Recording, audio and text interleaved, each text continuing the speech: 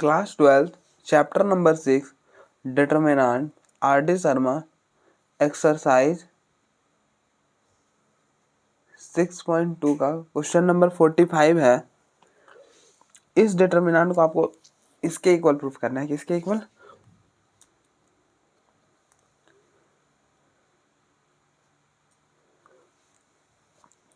2 times a minus B, b minus C, c minus A into A plus B plus C. ठीक है, ए plus B. तो हम क्या करेंगे, आप देखो पहले LHS को ले लो। क्या है? A cube B cube C cube 2 2 2 A B C. ठीक है, अब देखो पहला क्या है, पहला 2 है। अब आप सोचो 2 कैसे बनाओगे, तो आप 2 के लिए तो कुछ भी नहीं करना, आप इस वाले कॉलम से 2 कॉमन कर लो। तो लिख दो टेकिंग कॉमन 2 फ्रॉम, अब देखो ये वाला कौन सा कॉलम है, C2। ठीक है, तो हम C2 से 2 को कॉमन कर लेते हैं।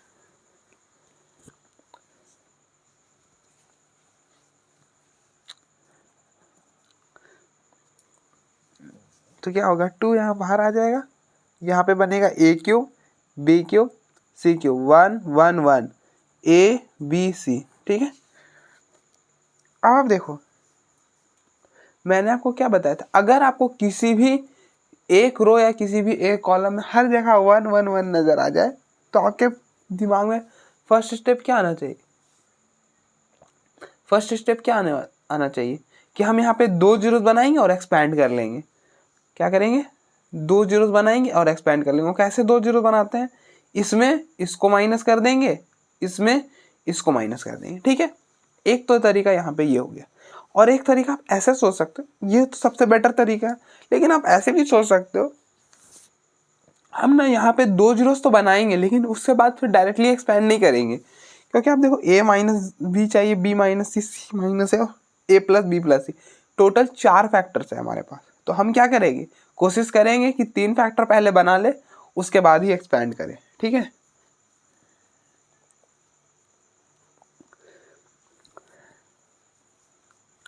अब आप देखो, अगर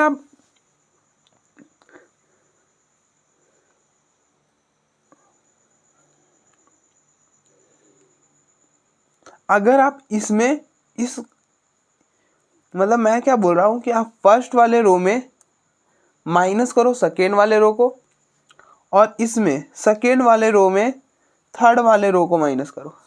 ठीक है, इससे आप बोलोगे क्या होगा फायदा। तो आप देखो हमको a माइनस बी भी चाहिए, तो हम इसको भी थोड़ा सा ध्यान में रख के चल रहे हैं। अगर हम इसमें इसको माइनस कर दे तभी तो बनेगा a माइनस बी, और इसमें इसको माइनस करेंगे तो बनेगा A cube minus B cube, और A cube minus B cube का फॉर्मूला होता है a minus B into A square plus A B plus B square. ठीक है, यही होता है। तो a माइनस बी कॉमन आ जाएगा। ठीक है, और फिर हम क्या करेंगे, R2 में R3 माइनस करेंगे, मतलब इसमें इसको माइनस करेंगे, तो ये बनेगा B cube minus C cube, और यहाँ पे बनेगा b माइनस सी, तो वहाँ से b माइनस सी कॉमन आ जाएगा, तो हमको b माइनस सी भी चाहिए। तो 2 फैक्टर बन गया ना, तो हम यहाँ पे यही करते हैं, अप्लाइंग इन। आप देखो ये वाला R1 है, ये वाला R2 है और ये वाला R3 है। तो हम पहले क्या कर रहे हैं, R1 में R2 को माइनस कर रहे हैं, इसमें इसको माइनस कर रहे हैं। क्यों कर रहा है मैंने एक्सप्लेन कर दिया। ठीक है, एंड R2 में R3 को माइनस करो। क्यों? क्योंकि आप देखो इसमें इसको माइनस करोगे तो b माइनस सी बनेगा। ठीक है, फिर इसमें इसको माइनस करो, अब तो यहाँ पे बनेगा B cube minus C cube, और फिर इसी फॉर्मूला में आप देखो a के जगह क्या है, a के जगह b है और b के जगह क्या है, c है। तो फॉर्मूला क्या बन जाएगा,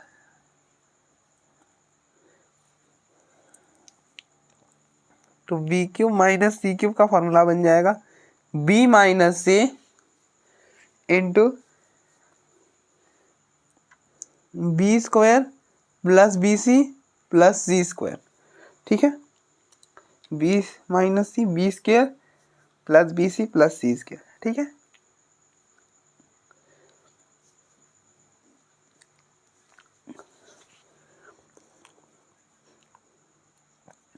तो 2।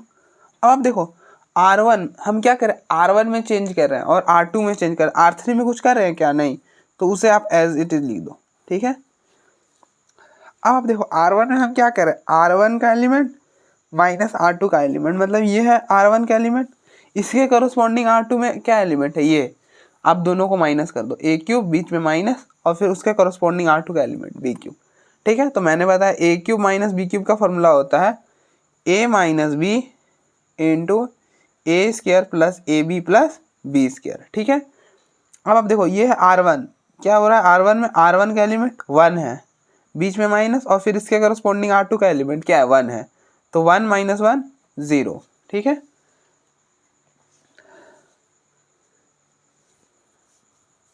फिर ये R1 का एलिमेंट ए, बीच में माइनस R2 का एलिमेंट, R2 का एलिमेंट है इस ए के करस्पॉन्डिंग R2 का एलिमेंट बी है, तो ए माइनस बी हो जाएगा, ठीक है।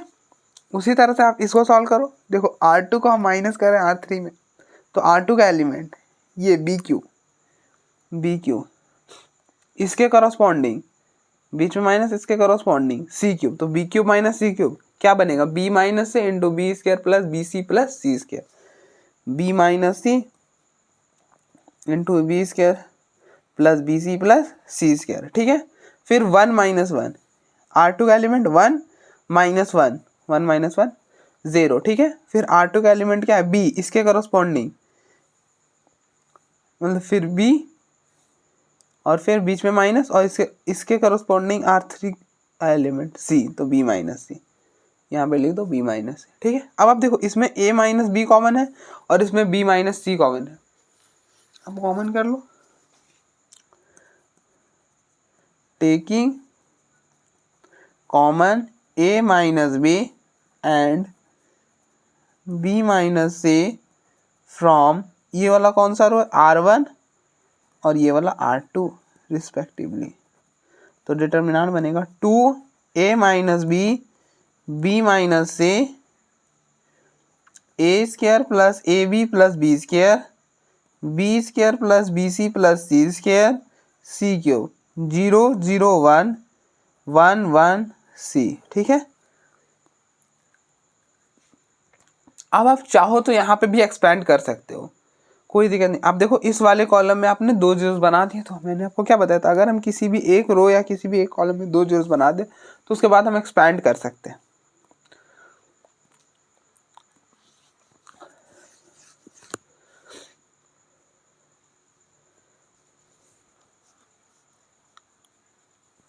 तो हम क्या करेंगे, एक्सपेंड कर लेंगे, तो हम यहाँ से एक्सपेंड कर देते हैं, ठीक है, इस वाले कॉलम से, तो expand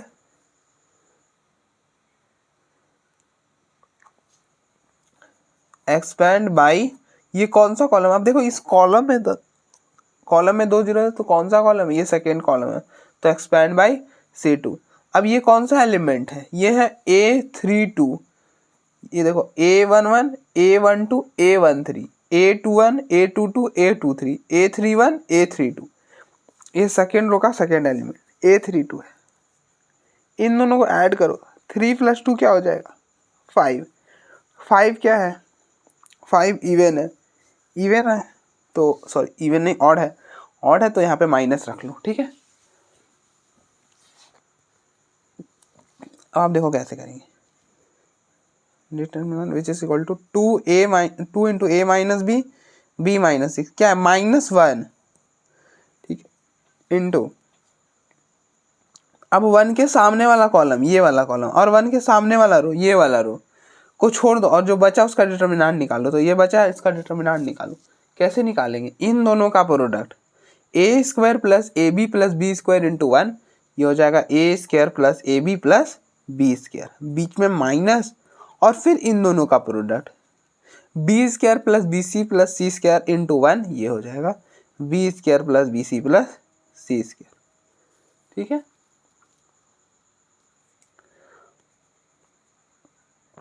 to into A minus B minus A minus 1। अब देखो ए square plus A B plus B square, आप अंदर माइनस से मल्टीप्लाई करो, minus B square minus B C minus C square. ठीक है, ये टर्म से ये टर्म कैंसल।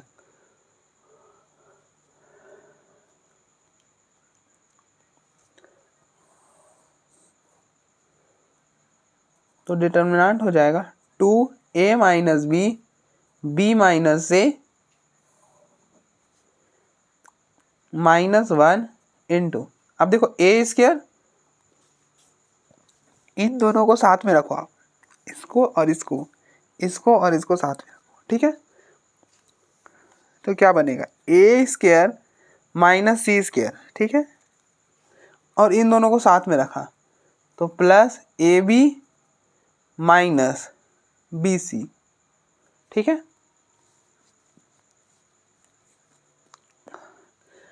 अब आप यहाँ पे फॉर्मूला लगाओ, किस चीज़ का, ए स्क्वायर माइनस बी स्क्वायर का।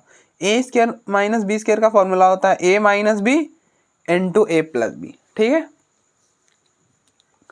तो determinant 2 into A minus B minus C minus 1, यहाँ पे हो जाएगा ए minus C into A plus सी, और यहाँ से आप बी कॉमन करोगे, पीछे ए माइनस सी रह जाएगा। ठीक है,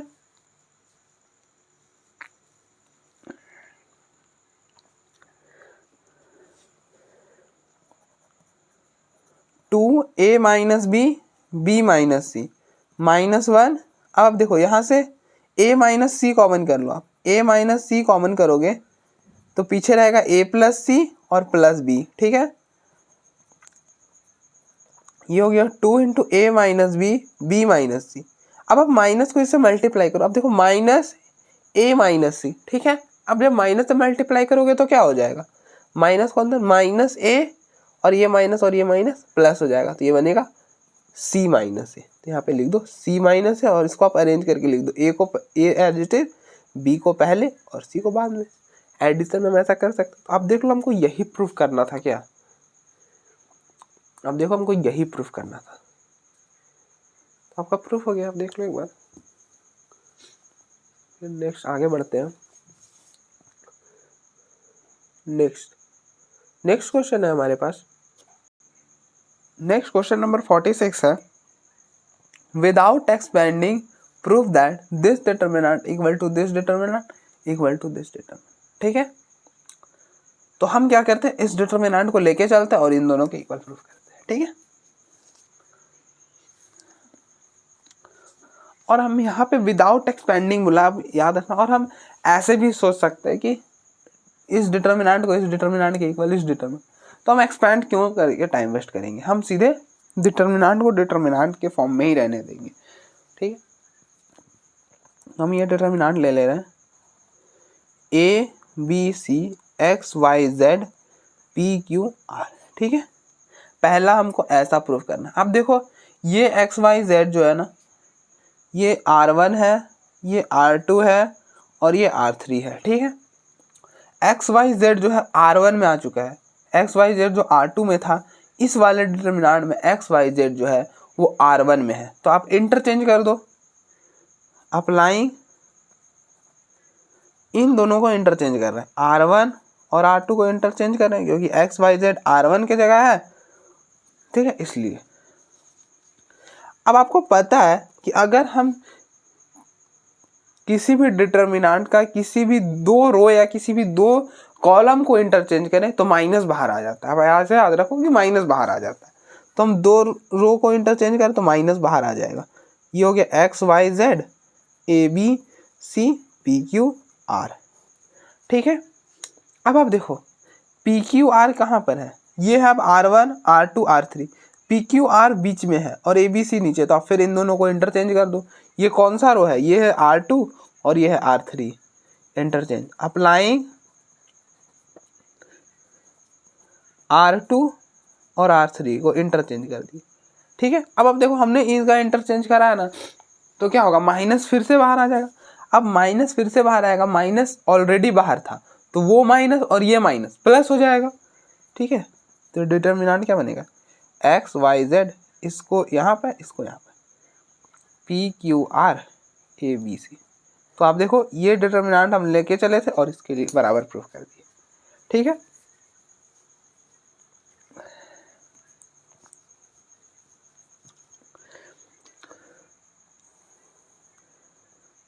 नेक्स्ट हमको इसके इक्वल प्रूफ करना है।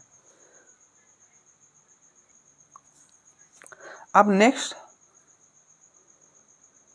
हमको इसके इक्वल प्रूफ करना है। तो अभी तक हम यहाँ तक पहुँचे ना, इस यहाँ से अब क्या करेंगे। अब देखो ऐसा सोचो कि एक्स वाई जेड अभी तक रो में था, एक्स वाई जेड अभी तक रो में था, लेकिन अब यहाँ पे कॉलम में आ चुका है। एक्स वाई जेड अभी तक रो में था, मैंने क्या बोला, एक्स वाई जेड आप ध्यान से देखो अभी तक रो में था, लेकिन अब यहाँ पर क्या हो गया, कॉलम में आ गया। तो मतलब क्या करना होगा, ट्रांसपोज करना होगा, क्योंकि ट्रांसपोज करते हैं तभी तो रो कॉलम में इंटरचेंज होता है, या फिर कॉलम को रो में हम इंटरचेंज करते हैं। ट्रांसपोज, अगर हम ट्रांसपोज करते हैं तो क्या होता है, या तो रो को कॉलम में इंटरचेंज करते हैं या फिर कॉलम को रो में इंटरचेंज करते हैं।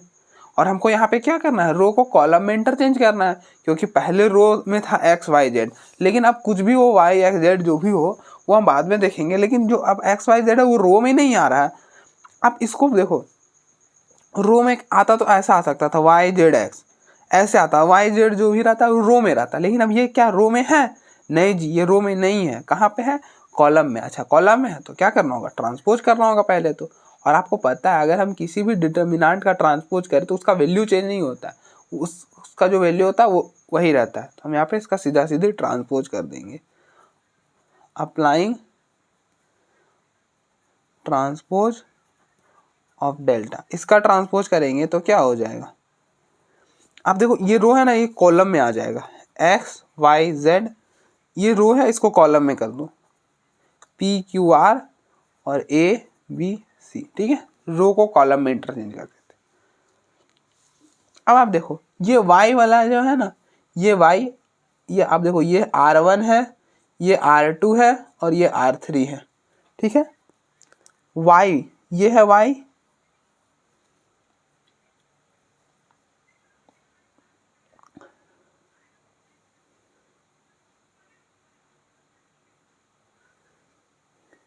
ये y जो है ना वो फर्स्ट वाले रो में है। अब देखो y फर्स्ट वाले रो में, तो इसको फर्स्ट में शिफ्ट कर दो।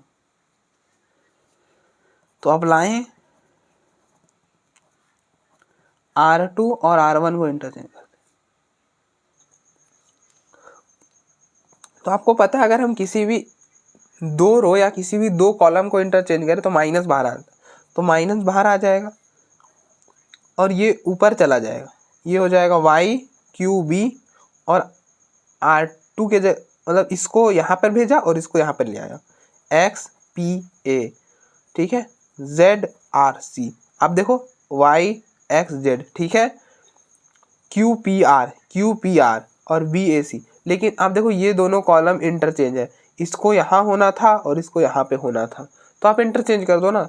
अप्लाइंग, ये कौन सा कॉलम है, ये कॉलम फर्स्ट है, ये कॉलम सेकेंड है, ये कॉलम थर्ड। आप देखो वाई एक्स जेड इसमें कोई दिक्कत नहीं, लेकिन क्यू पी आर ये यहाँ पर होना था और यहाँ पर, तो आप इंटरचेंज कर दिया। अप्लाइंग C2 और C3 को इंटरचेंज कर रहे हैं, ठीक है।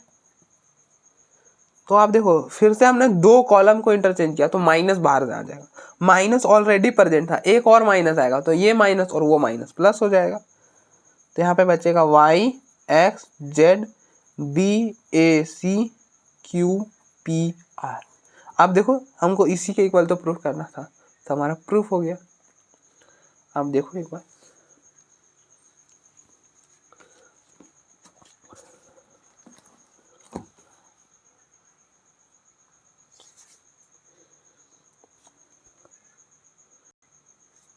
so that this determinant equal to 0 where a b c are in AP, जहाँ पर a b c AP में है। अब देखो a b c जो है ना AP में है, अगर a b c AP में है तो क्या होता है, कि सेकेंड टर्म का डिफरेंस फर्स्ट के साथ इक्वल होता है थर्ड टर्म का डिफरेंस सेकेंड के साथ। ठीक है, या फिर आप ऐसे याद रखो सीधे कि अगर 3 नंबर एपी में है ना तो क्या होता है 2 टाइम्स बीच वाला और फिर इन दोनों का सम।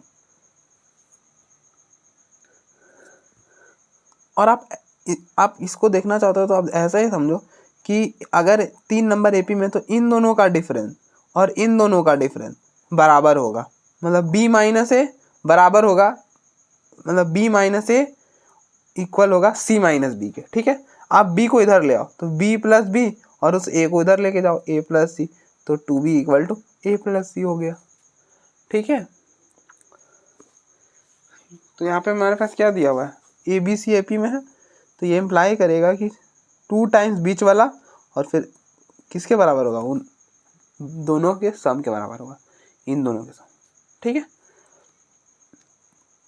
तो आपको ये प्रूफ करना, तो आप ये ले लो x + 1 x + 2 x + 3 x + 2 x + 3 x + 4 x + a x + b x + c। ठीक है, अब आप देखो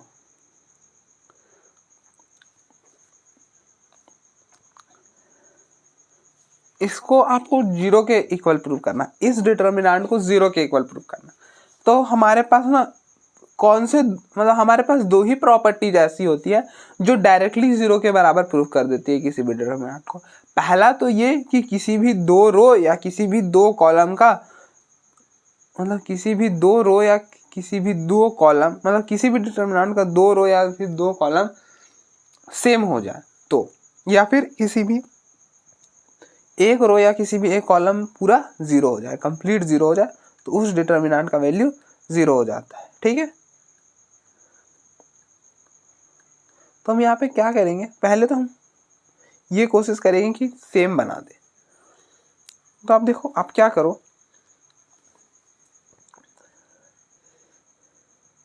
ये R1 है, ये R2 है और ये R3 है। ठीक है, अब हम ना यहाँ पे ना कॉलम वाले ऑपरेशन के बारे में नहीं सोच सकते। क्यों नहीं सोच सकते, क्योंकि अगर आप इसको इसमें माइनस करोगे ना तो क्या बनेगा, जैसे आप मान लेते हो कि हम x + a है, इसमें माइनस कर दिया x + 2, तो x - a माइनस x - 2, ये और ये कैंसिल, a - 2 का आप क्या करोगे, आप अटक जाओगे। इसलिए हम कॉलम में कुछ भी नहीं कर सकते हैं छेड़खानी।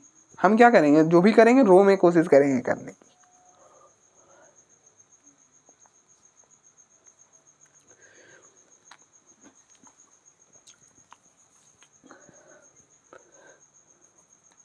तो आप अप्लाई करो, applying R3 - R2 and R2 - R1। अब हम यही क्यों कर रहे हैं, आप देखो इसमें इसको माइनस करेंगे तो x + 2 x + 3 माइनस x + 2, ये हो जाएगा x + 3 अंदर माइनस को माइनस x - 2, ये और ये कैंसिल, 3 - 2 1। फिर इसमें आप इसको माइनस करोगे तो x + 3 x + 4, तो x + 4 माइनस x + 3, ये हो जाएगा x + 4 माइनस x - 3, 4 - 3 1 हो गया। ठीक है,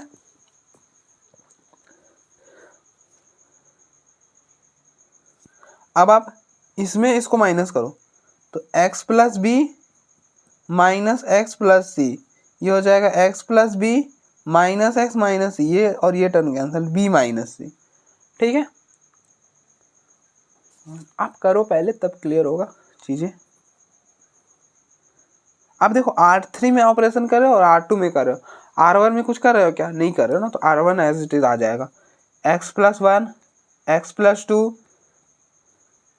x + a। ठीक है, अब आप क्या करो, R3 में R2 को माइनस करो, इसमें इसको माइनस करो, इसमें इसको माइनस किया तो x + 3 में माइनस किया x + 2 का, तो पीछे क्या रहा 1, तो यहाँ पे 1 लिख दो। फिर ये R3 का एलिमेंट है, इसके करस्पॉन्डिंग R2 का एलिमेंट ये है, माइनस करो दोनों को, x + 4 और x - 3 को माइनस किया 1। ठीक है, इसमें इसको माइनस करो, इसमें इसको माइनस करो, x प्लस बी में सी में माइनस किया, सी में b को माइनस किया तो बचा c माइनस बी। ठीक है, यहाँ पे बना c माइनस बी। ठीक है, अब आप इसमें R2 में R1 को माइनस कर रहे हो, ये रहा R2, इसमें R1, इसमें इसको माइनस करो, ये R2 का एलिमेंट क्या है x प्लस 2, फिर बीच में माइनस और इसके करस्पॉन्डिंग R1 का element x plus 1, x plus 2 minus x minus 1, ये टर्म और ये टर्म कैंसिल, 2 माइनस 1 1, यहाँ पे 1 हो गया। अब आप इसमें इसको माइनस करो, x plus 3 minus x plus 2, ये हो जाएगा x प्लस 3 माइनस अंदर मल्टीप्लाई करो माइनस x माइनस 2, ये टर्म और ये टर्म कैंसिल, क्या बना 3 माइनस 2, 3 माइनस 2 1। ठीक है, इसमें इसको माइनस करो, x plus A sorry x plus B minus x plus A, x plus B, आप अंदर माइनस से मल्टीप्लाई करो minus x minus A, x से x कैंसिल, पीछे रह जाएगा b माइनस ए। ठीक है, यहाँ तक कोई दिक्कत नहीं। अब आप बोलोगे हमने ये क्यों करा, मैंने आपको क्या बताया था कि हमारे पास ऐसी दो ही प्रॉपर्टीज होती हैं डिटर्मिनेंट की जो किसी भी डिटर्मिनेंट को डायरेक्टली जीरो के बराबर बता दे।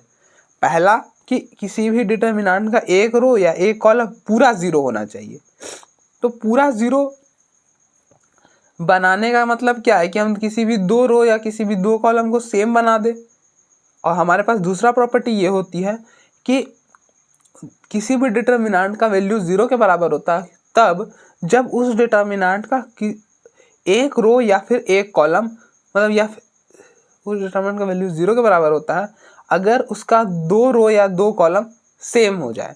तो आप देखो हमने कोशिश करा कि दो रो या दो कॉलम को सेम बना दे, तो कॉलम को सेम नहीं बनाया जा सकता था।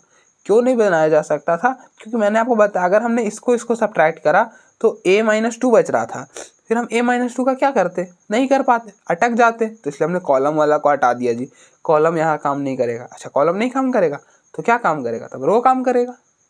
ऐसा सोच के हमने रो में लगाना चालू किया।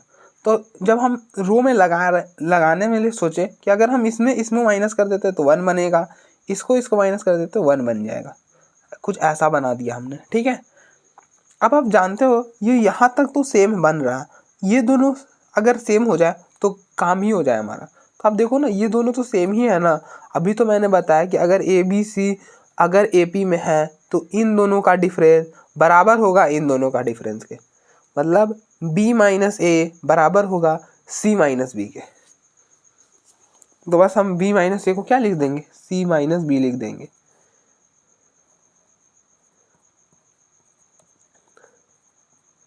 x plus 1 x plus 2 x plus A 1 1 और यहाँ पे लिख रहा है c माइनस बी। क्यों लिख रहा है, since A B C are in A P.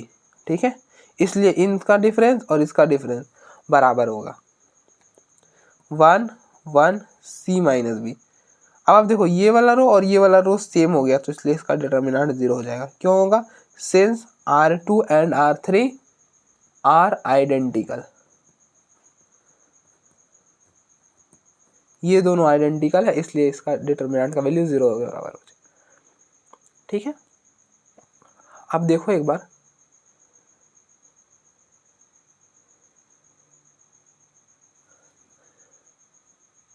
Next question है हमारे पास। नेक्स्ट क्वेश्चन नंबर 48 है, so that this determinant equal to 0 where alpha beta gamma are in A P. आप देखो जैसे हमने पहला और इससे पिछला वाला क्वेश्चन करा ना, वैज इट इज हमको इसको भी एज इट इज करना है। ठीक है, सारा प्रोसेस सेम होगा। आप देखो अल्फा बीटा गामा किस में है, एपी में है। अगर ये एपी में है तो क्या होगा, सेकेंड टर्म का डिफरेंस, इसका डिफरेंस इसके साथ और थर्ड टर्म का डिफरेंस सेकेंड के साथ दोनों बराबर होगा, मतलब बीटा माइनस अल्फा बराबर होगा गामा माइनस बीटा के।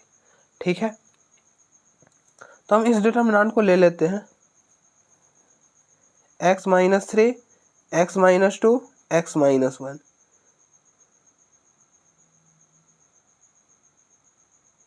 x minus 4 x minus 3 x minus 2 x minus alpha x minus beta x minus gamma. ठीक है, अब देखो इसको हमको किसके इक्वल प्रूफ करना है, अब देखो 0 के इक्वल प्रूफ करना है।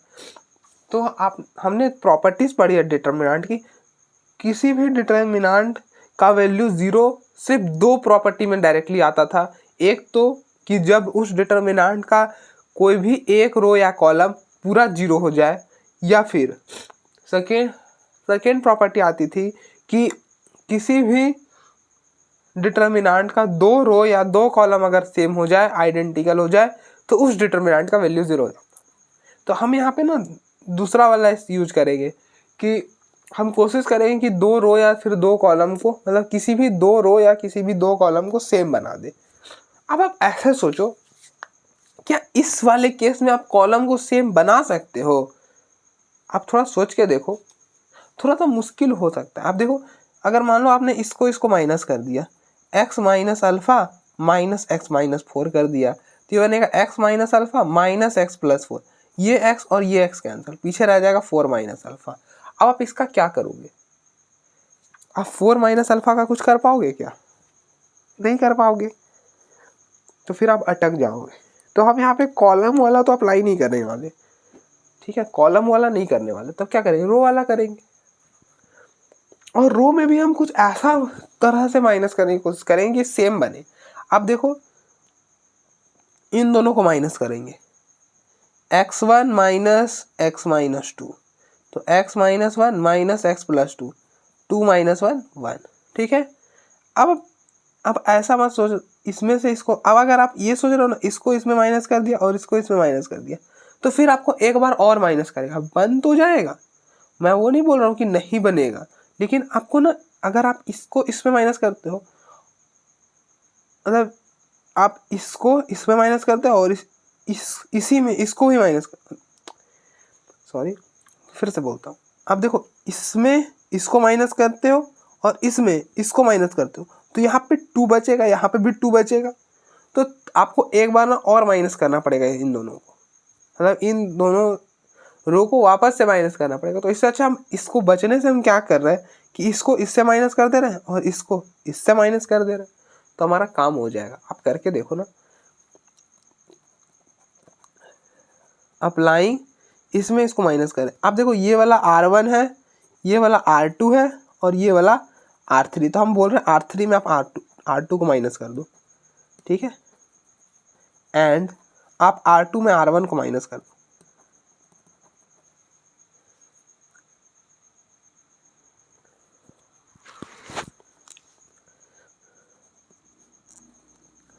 अब देखो, R3 में चेंज हो रहा है और R2 में चेंज हो रहा है, क्या R1 में कोई चेंज हो रहा है? नहीं हो रहा है, तो R1 एज इट इज आ जाएगा। तो आप एज इट इज लिख दो, x minus 3 x minus 4 x minus alpha, ठीक है। R2 क्या हो रहा है? R3 माइनस R2, ये R3 है, R3 का पहला एलिमेंट ये है x माइनस 1, फिर बीच में माइनस, फिर इसके करस्पॉन्डिंग R2 का एलिमेंट x माइनस 2, सॉल्व करा 1 आएगा। फिर R3 का नेक्स्ट एलिमेंट ये है x माइनस 2, फिर बीच में माइनस, इसके करस्पॉन्डिंग R2 का एलिमेंट x माइनस 3, तो बनेगा x माइनस 2, माइनस के अंदर मल्टीप्लाई करो, माइनस एक्स और ये माइनस प्लस हो जाएगा, तो ये टर्म और ये टर्म कैंसिल, क्या बनेगा? 3 माइनस 2, 3 माइनस 2 यहाँ पे 1, ठीक है। फिर R3 x माइनस गामा, ठीक है, बीच में माइनस, R3 का ये एलिमेंट x माइनस गामा, फिर बीच में माइनस और इसके करस्पॉन्डिंग R2 का एलिमेंट x माइनस बीटा, ठीक है। ये हो गया x minus gamma minus x, ये माइनस और ये माइनस प्लस हो जाएगा बीटा, ये टर्म और ये टर्म कैंसिल, पीछे रह जाएगा बीटा माइनस गामा, पीछे रह जाएगा क्या? बीटा माइनस गामा, ठीक है। अब आप इसी तरह से इसमें इसको माइनस कर दो, मतलब R2 को इसमें इसको माइनस करो, तो नेक्स्ट है R2 का, तो ये है R2 का फर्स्ट एलिमेंट ये है, इस पर बात करते हैं। तो x माइनस 2 अब नहीं लिखेंगे, इसके जगह कुछ स्पेशल चीज़ लिख रहे हैं, क्या? R2 में से इसमें से इसको घटा के लिख रहे हैं, x minus 2 minus x minus 3, ये बनेगा x माइनस 2, माइनस अंदर मल्टीप्लाई करो, माइनस एक्स, ये माइनस और ये माइनस प्लस 3, ये टर्म और ये टर्म कैंसिल, 3 माइनस 2 1, तो अब ये हो गया 1, ठीक है। अब नेक्स्ट ये एलिमेंट है R2 का x माइनस 3, फिर बीच में माइनस और फिर R1, इसके करस्पॉन्डिंग R1 का एलिमेंट ये है x माइनस 4, एक्स माइनस, फिर आप अंदर माइनस से मल्टीप्लाई करो, माइनस एक्स, ये माइनस और ये माइनस प्लस 4, तो ये टर्म और ये टर्म कैंसिल, 4 माइनस 3 1 हो जाएगा, तो ये हो गया 1। ठीक है, फिर इसमें आप इसको माइनस कर दो, ये है R2 का element x minus beta minus, फिर बीच में माइनस और इसके करस्पॉन्डिंग R1 का एलिमेंट है x माइनस अल्फा, तो x माइनस बीटा आप माइनस के अंदर मल्टीप्लाई करो, माइनस एक्स और ये माइनस प्लस, तो ये टर्म और ये टर्म कैंसिल, पीछे बनेगा अल्फा माइनस बीटा, तो ये हो गया अल्फा माइनस बीटा। ठीक है, आप इस वाले चीज़ को यहाँ पर लिख देना, सेंस करके alpha beta gamma are in A P. ठीक है, तो क्या होगा कि बीटा माइनस अल्फा बराबर होगा गामा माइनस बीटा, मतलब सेकेंड टर्म का डिफरेंस फर्स्ट के साथ और थर्ड टर्म का डिफरेंस सेकेंड टर्म के साथ दोनों इक्वल होगा। ठीक है, तो आप देखो beta alpha minus sorry beta minus alpha ना होना है, अच्छा कोई नहीं, आप यहाँ से माइनस कॉमन करो, ये बनेगा अल्फा माइनस बीटा, यहाँ से माइनस कॉमन करो तो ये हो जाएगा बीटा माइनस गामा। आप इस माइनस को अंदर मल्टीप्लाई करके देखना, यही बनेगा। ठीक है, तो ये माइनस और ये minus cancel, alpha minus beta equal to beta minus gamma. तो अब देखो अल्फा माइनस बीटा की जगह हम क्या लिख सकते हैं,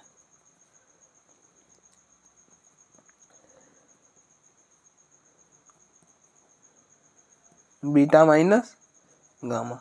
तो आप देख रहे हो, तो इस डिटर्मिनेंट का वैल्यू 0 हो जाएगा, क्यों? क्योंकि ये वाला दो रो सेम है, since R2 and R3 are identical, और हमें पता है कि अगर किसी भी डिटर्मिनेंट का दो रो या कोई दो कॉलम सेम हो जाए तो उस डिटर्मिनेंट का वैल्यू 0 के बराबर होता है, इसलिए इसका 0 के बराबर हो गया।